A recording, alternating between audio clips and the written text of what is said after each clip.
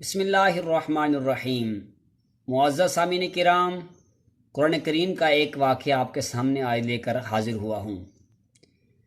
شیطان اللہ رب العالمین کے راستے سے مسلمانوں کو روکتا ہے۔ آج میں آپ کو اس کا قرآن واقعہ بیان کرتا ہوں کہ شیطان اللہ کی بارگاہ میں پہلے کتنا مقرب تھا اور یہ کتنی عبادت کرتا تھا، اور اس کی عبادت کا جو عالم تھا وہ کیا تھا، اللہ رب العالمین کی بارگاہ سے یہ مردود کیوں ہوا۔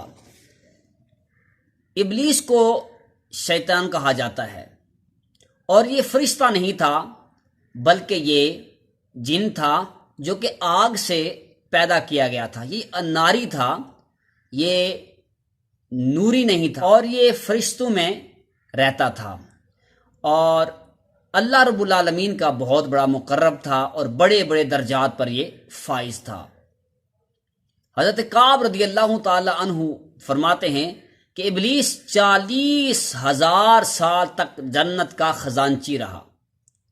40,000 سال تک یہ جنت کا خزانچی رہا، 80,000 سال تک یہ فرشتوں کا ساتھی رہا، اور 40,000 سال تک فرشتوں کو واعظ کرتا رہا، یعنی فرشتوں کو یہ واعظ تقاریر کرتا رہا، ان کو سمجھاتا رہا، اور 30,000 سال تک مقربین کا سردار رہا۔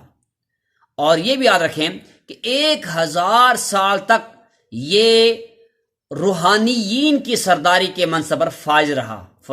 یہ فرشتہ نہیں تھا پر فرشتوں کا بھی استاد تھا، اور 14,000 سال تک عرش کا طواف کرتا رہا، اور پہلے آسمان پہ اس کا نام عابد، دوسرے آسمان پہ اس کو زاہد، تیسرے آسمان پر اس کو عارف، اور چوتھے آسمان پر اس کو ولی، پانچویں آسمان پر اس کو تقی، چھٹے آسمان پر اس کو خازن، اور ساتویں آسمان پر اس کو عزازیل کہتے تھے، اور لوح محفوظ پر اس کا نام ابلیس تھا، اور اپنے انجام سے غافل تھا اور اپنے خاتمے سے بھی غافل تھا۔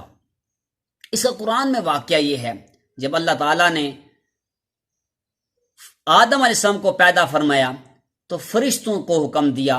قرآن فرماتا ہے وَإِذْ قُلْنَا لِلْمَلَائِكَةِ اسْجُدُوا لِآدَمَ فَسَجَدُوا إِلَّا إِبْلِيسَ أَبَىٰ وَاسْتَكْبَرَ وَكَانَ مِنَ الْكَافِرِينَ۔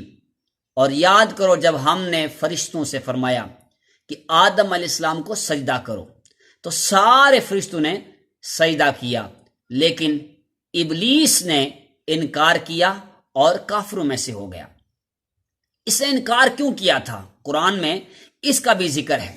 اللہ رب العالمین نے قرآن کریم فرقان حمید میں ارشاد فرمایا قال ما منعک الا تسجد اذ امرتک۔ اللہ نے اس لعین سے پوچھا کہ جب میں نے تجھے حکم دیا کہ آدم علیہ السلام کو سجدہ کر، پھر تجھے کس چیز نے سجدہ کرنے سے روکا؟ جواب سنیں کہ اس نے کون سی برائی کی تھی جس کی وجہ سے اللہ رب العالمین نے اس کو اتنا عبادت کرنے کے باوجود، اتنی سردار اس کے پاس ہونے کے باوجود بھی یہ مردود ہوا اور جہنم کا حقدار ہوا۔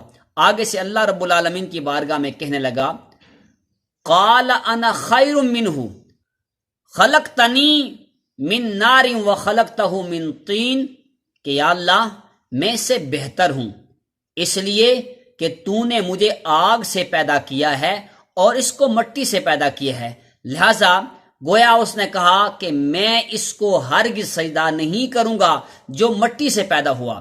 اللہ اکبر کبیرہ۔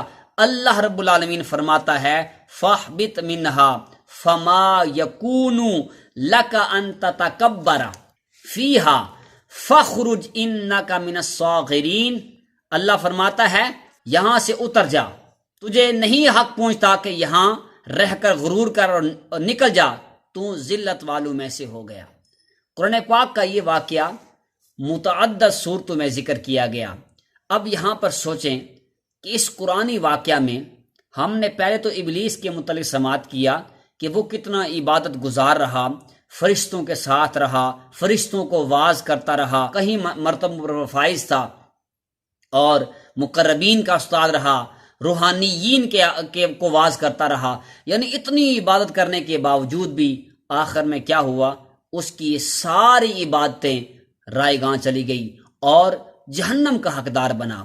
اس قرآنی واقعہ سے جو درس ملتا ہے، ہمیں جو سبق ملتا ہے، وہ یہ کہ کبھی بندہ اپنی عبادت پر، اپنی ریاضت پر، اپنے علم پر کبھی فخر نہ کرے، غرور نہ کرے، تکبر نہ کرے، کبھی اپنے آپ کو اس وجہ سے بڑا نہ سمجھے کہ میں بہت عبادت گزار ہوں، تہجد پڑھتا ہوں، اشراق پڑھتا ہوں، چاشت پڑھتا ہوں، نماز پڑھتا ہوں، سخاوت کرتا ہوں۔ ہمیشہ جس بندے کا خاتمہ اچھا ہوگا وہی جنت کا حقدار ہوگا، اور جس کا خاتمہ برا ہوگا تو پھر چاہے وہ اس نے ساری زندگی عبادت میں گزاری ہو، اس کو خاتمے کی وجہ سے وہ جہنم کا حقدار ہو جائے گا کہ اس کا خاتمہ برا ہوا ہے۔ تو شیطان اتنی عبادت کرنے کے باوجود بھی جہنم کا حقدار اس لیے ہوا کہ اس نے غرور کیا اور آدم علیہ السلام پر عیب لگایا، اور آدم علیہ السلام کو، جس کو اللہ رب العالمین نے اپنے دستے قدرت سے پیدا فرمایا، ان کے بارے میں اس نے غلط خیال رکھا، تکبر کیا اور اپنے اعمال پہ فخر کیا، اپنی سرداری پہ فخر کیا، فرشتوں کے استاد ہونے پر فخر کیا، اللہ کے حکم کو بجا لانے کے بجائے اس کا انکار کر دیا اور عیب نکالتا رہا۔ اللہ نے فرمایا فخرج انک رجیم، دفع ہو جا، تو مردود ہو چکا ہے، اور قیامت تک جو تیری پیروی کرے گا وہ بھی جہنم میں تیرے ساتھ جائے گا۔ اللہ رب العالمین ہمیں تکبر، غرور جیسی نحوست سے محفوظ رکھے، یہ باطنی امراض اللہ تعالی ہم سب سے دور رکھے، ہمیں قرآن پڑھ کر عمل کرنے کی اور ہر وقت اپنے خاتمہ بالخیر کی دعا کرتے رہنا چاہیے۔